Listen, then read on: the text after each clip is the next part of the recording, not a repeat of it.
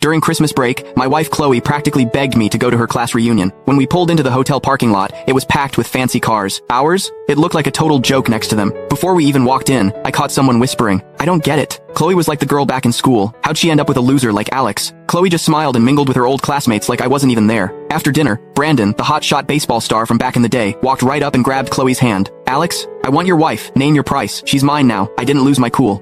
I just laughed. "You two might want to think twice. Divorcing me is gonna cost you way more than you think." Honestly, I wouldn't have come to this stupid reunion if Chloe hadn't kept bugging me about it. We'd been together for years, so I figured I'd take a day off and show up. But I never expected someone to hit on my wife right in front of me at dinner. What really got me? Chloe was totally into it. "Long time no see. Your negotiating skills have gotten better," Brandon said, leaning back and twirling his car keys. "Consider the money a thank you for babysitting Chloe all these years. You think you can threaten me with jail? Do you even know who I am?" Before I could say anything, Chloe snuggled up to Brandon. She was wearing this bright red dress, makeup perfect, but now she was draped all over another guy, acting all helpless. "Alex, just take the money. It's better for everyone." I smirked watching them cuddle up. "So you two planned this whole thing, huh?" Chloe had been calling me non-stop lately, pushing me to come to this reunion. Now it made sense. She teamed up with the school's golden boy to pressure me into a divorce in front of everyone. No wonder she'd been so distant since we got married. She had someone else on her mind the whole time. The second I said that, Chloe's face changed. "What are you talking about? Brandon and I are in love. If he hadn't been forced to study abroad, we would have been together years ago." I was floored. Everyone knew Brandon dumped her back then. Now suddenly, it's some tragic love story? I didn't know how they reconnected, but right now, Chloe was still legally my wife. I was pissed. No way, I was just gonna swallow this. "Chloe, do you have any idea what kind of mess you're getting into? Breaking your vows and forcing a divorce?" I looked her straight in the eyes, but she couldn't look back. Brandon pulled her closer, playing the hero. "Cut the crap.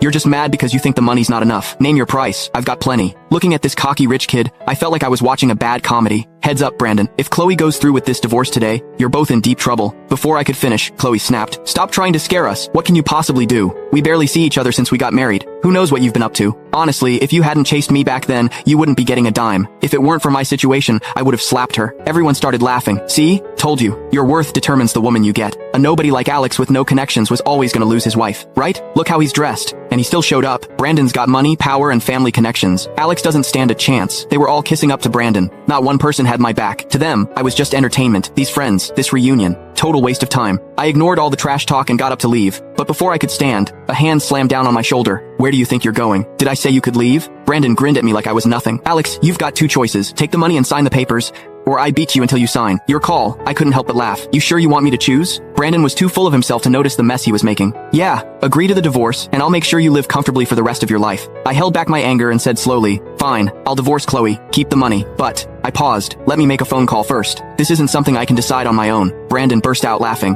"You think you're that important? I'm being nice by giving you a choice. This isn't a negotiation. Call whoever you want. You're getting divorced today."